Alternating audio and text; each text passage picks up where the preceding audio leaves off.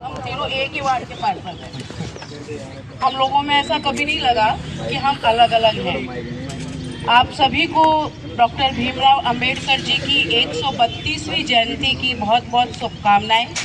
और आज हमें इस चीज़ का गर्व है कि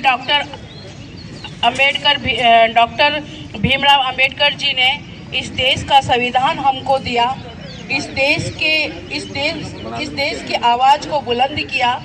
हम इनके आभारी हैं और नतमस्तक हैं।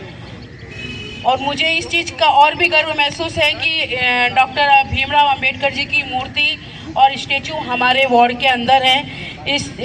और समय समय पर योगेंद्र जी यहाँ पे छोटा मोटा कोई कार्यक्रम करते रहते हैं। 15 अगस्त पे भी करते हैं, 26 जनवरी पे भी करते हैं, 14 अप्रैल पे भी करते हैं। और मैं आप सभी को इस मंच से आश्वासन देती हूँ कि जब कभी भी यहाँ पर किसी भी काम की या कार्य की आपको आवश्यकता रहेगी, मैं आप लोगों के साथ में खड़ी रहूँगी।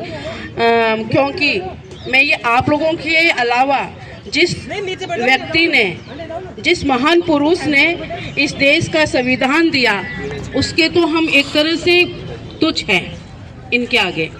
तो मैं नतमस्तक हूँ, प्रणाम करती हूँ। और एक बार फिर 14 अप्रैल की बहुत बहुत शुभकामनाएं, बधाई।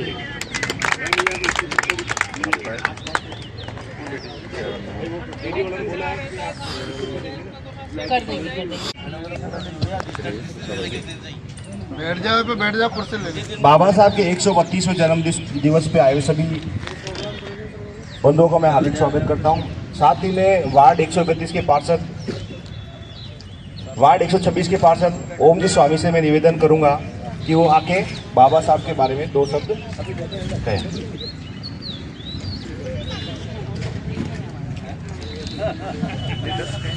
बाबा साहब की 132वीं जयंती का आप सभी को बधाई।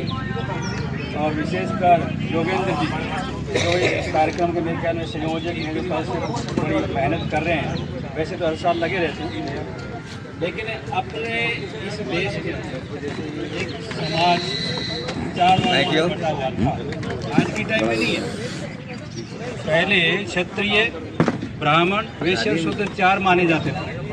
लेकिन धीरे धीरे इस प्रथा को गलत मान करके आज हमारा जो समाज है ये हम सब एक हैं, अलग नहीं है।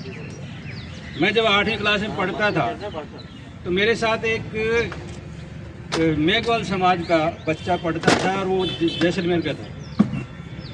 घर के अंदर हमारे कोई कार्यक्रम था, उस कार्यक्रम के अंदर मैंने कहा तुम भी चलेगा मेरे साथ में। और 10 दिन हम दोनों साथ रहे। तो उसने कहा मैं हरिजन जाति के अंदर गोड़ा एक होती है, गोड़ा जिसके अंदर हमारे उदयपुर के अंदर ब्राह्मण मानते हैं, जो हम शादियां करवाते हैं। आप लोग नीचे क्यों बैठे? लेकिन उसी समय से मेरे परिवार ने कहा कि कौन सी जाति क्या है, वो जाति से आपको क्या लेना देना। समाज का व्यक्ति है, परिवार का व्यक्ति है, हम सब एक हैं। हमारे परिवार के अंदर उसके बाद से कभी भी ऐसा छुआछूत ऐसा होगा तो 74 नीचे बैठने का जमाना गया, ऊपर बैठो। तो हम समाज के अंदर कोई अलग नहीं है, सब एक है। और ये बाबा साहब से प्रेरणा देनी चाहिए, जिनका जन्म 1891 में हुआ था। माँ भीमाबाई और पिता रामो सालो, ये भी अपने सलावत कौन सी जाति है अभी ध्यान में नहीं आ रही। आपकी कौन नरवाल है ना, नरवाल जाति से मिलती हुई जाति समाज के हैं। तो उन्होंने जब पढ़ाई की, वाल्मीकि समाज में भी एक आपका गोत्र होता है ना, उसके अंदर नरवाल गोत्र जैसे ऐसे इसी मतलब गोत्र के थे, जिन्होंने जब शुरू से ये अच्छे एक मेधावी छात्र के रूप में पढ़ाई करते थे। 14वीं संतान माता पिता की थी, बड़ा परिवार होता था। आज तो अपने 1-1, 2-2 बच्चों के लिए जान दे देते हैं। और पहले बड़े परिवार के अंदर जो समाज सुधार के लिए निकल जाता था, उसकी गाथा आज तक भी गाई जा रही है। जब ये पढ़ कर के अच्छे देखे, एक वहाँ का जो राजा है, उन्होंने पढ़ने के लिए बाहर इनको भेज दिया, बैरिस्टर की पढ़ाई की। महान ये कानूनविद थे, अर्थशास्त्री थे, समाजशास्त्री थे।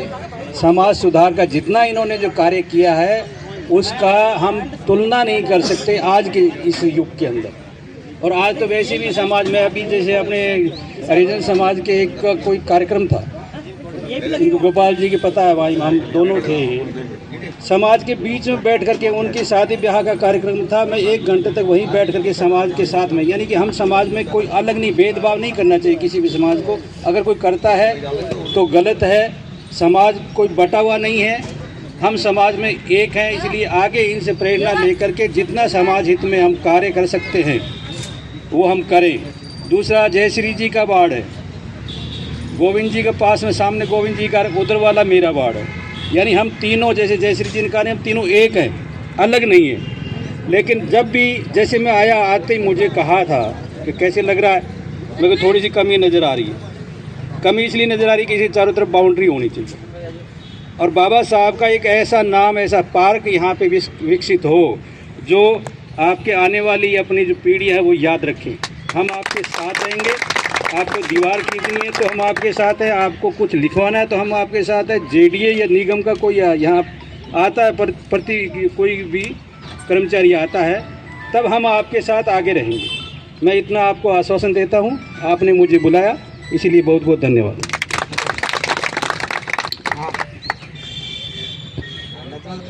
पार्षद स्वामी जी ने बहुत अच्छे उदाहरण दिए कि पहले अपना समाज वर्णों में बटा हुआ था, आज वर्ण खत्म हो गए। बाबा साहब ने संविधान लिखा, उस संविधान के आधार पर सबको अपनी अपनी सबकी हिस्सेदारी मिली। जैसे कि महिलाओं को पहले बाबा साहब ने अधिकार दिलाए थे, महिलाएं पहले वोट नहीं डाल सकती, महिलाएं घर से बाहर नहीं निकल सकती थी। उसी प्रकार मैं वार्ड 131 के पार्षद गोविंद जी छिप्पा से कहूँगा कि आप भी 2 शब्द कहें और बताएं कि हमारे इस जो स्थल है, बाबा साहब की प्रतिमा का जो स्थल है, अम्बेडकर स्थल, जिसे हम अम्बेडकर स्थल कहते हैं, सत्कार शॉपिंग सेंटर का, तो मैं ये कहूँगा कि आपके वार्ड के पास में ही है, तो आप हमारे को किस प्रकार से सहयोग करेंगे, जेडी से सहयोग करेंगे या फिर आप जैसे भी करना चाहते हैं, एक बार आप 2 शब्द कहेंगे तो हमारे सब लोग खुश रहेंगे।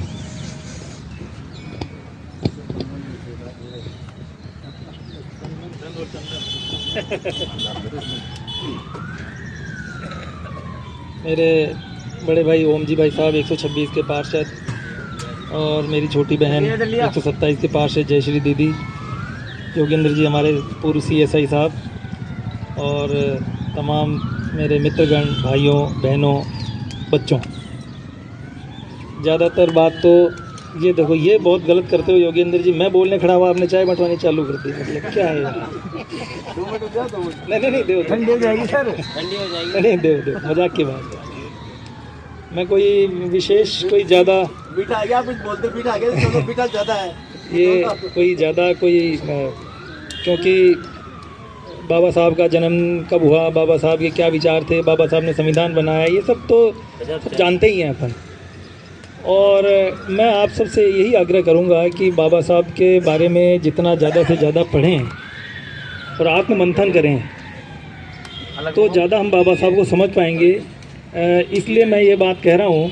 मैंने कल योगेंद्र जी से जब फ़ोन आया था तो योगेंद्र जी से निवेदन किया था, भाई साहब 2-1 मिनट मुझे बोलने के लिए देना, मेरे मन के कुछ भाव हैं जो मैं अपने समाज के साथ प्रकट करना चाहता हूँ। पहली बात तो ये है कि जिस पद पे मैं आज हूँ वो आज बाबा साहब की वजह से है। इसमें आप समझ जाइए इसके पीछे की क्या भावना है, क्या है। जो कुछ मैं जिस पद पे हूँ, जिस प्रकार से जो सम्मान मुझे मिल रहा है, इन सब का अगर एक कारण है तो उसमें अधिकांश हिस्सा पूजनीय बाबा साहब का है। बाबा साहब के जीवन पे सबसे ज़्यादा असर किसी का पड़ा तो वो ज्योतिबा फुले जी का पड़ा। ज्योतिबा फुले जी उनके गुरु थे।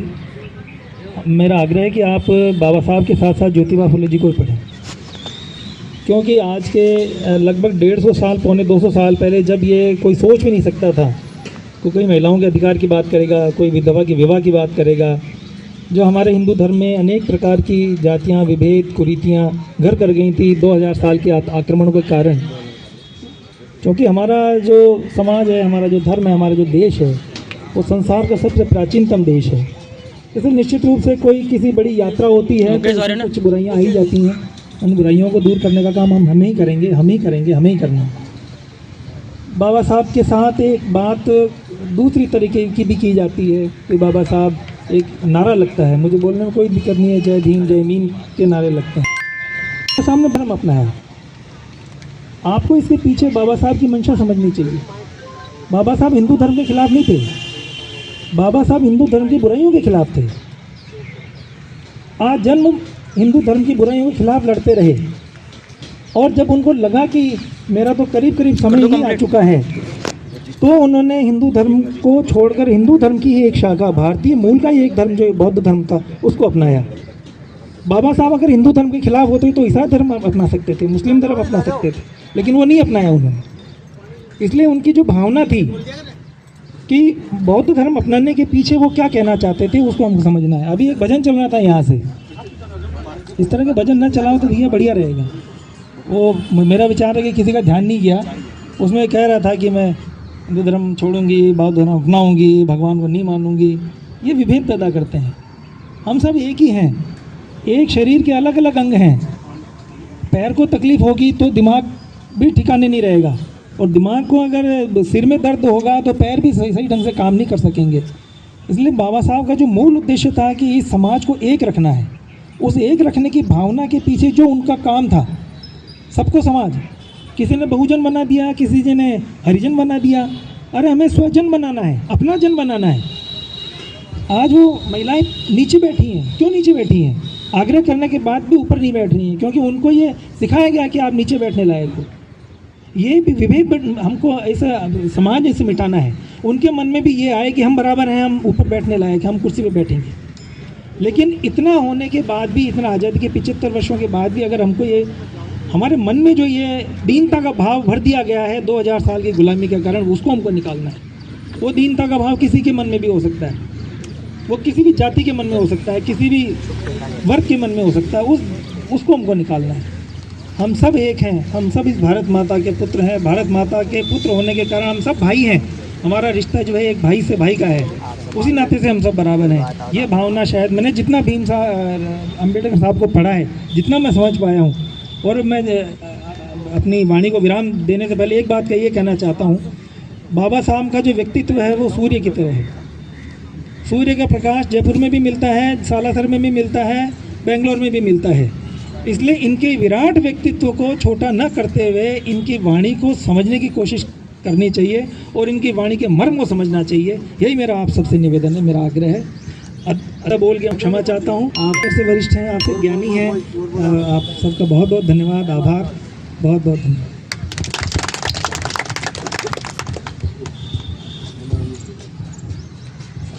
छिपा साहब ने बहुत अच्छी बातें बताई कि 200 वर्ष से गुलाम, और साथ में अपनी जो महिलाएं कुर्सी पर नहीं बैठ रही है, क्योंकि हर आदमी के मन में एक भावना है, सब अपने आप